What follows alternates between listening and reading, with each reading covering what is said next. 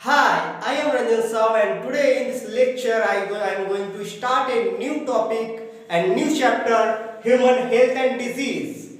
So let's start.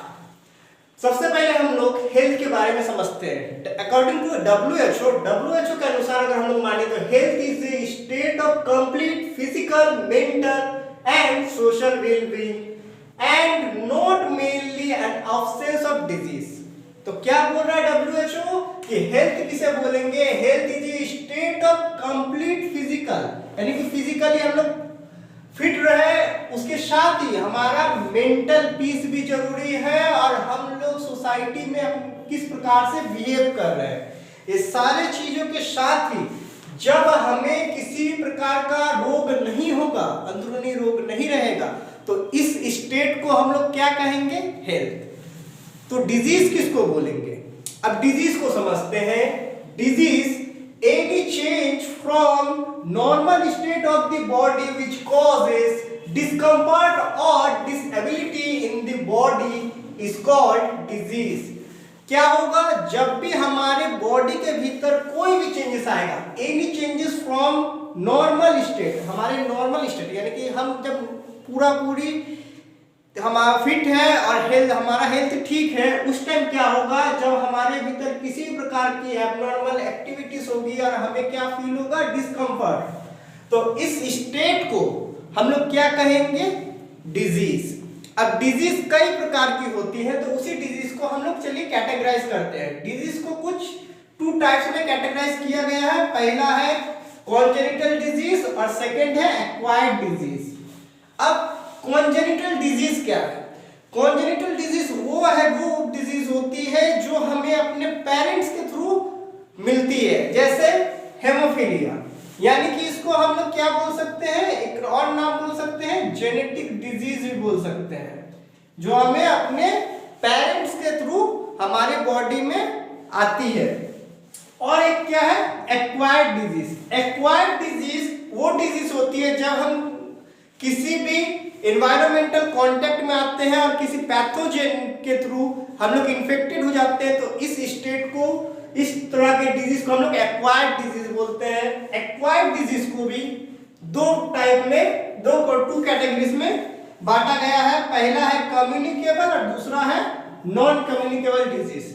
Communicable disease का जो main topic है, जो कम्युनिकेशन के थ्रू बढ़ेगा, जिसमें कोई एक वेक्टर या कोई पैथोजन हम लोगों को लगेगा जो डिजीज को कॉज करेगा, जैसे एड्स हम लोग नेक्स्ट लेक्चर में पढ़ेंगे, जिसमें HIV के थ्रू किस प्रकार हम लोगों को एड्स होता है उसके बारे में हम लोग पढ़ेंगे इसके बाद वाले नेक्स्ट लेक्चर में।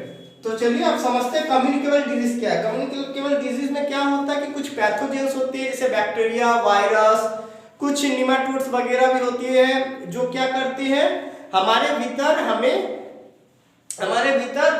डिजीज पैदा करते हैं और हम लोगों को डिजीज हो जाती है। तो इस तरह के डिजीज को हम लोग कम्युनिकेबल डिजीज बोलते हैं। कुछ डिजीज होती है जो नॉन कम्युनिकेबल डिजीज में आती है, जैसे कि मायोपिया।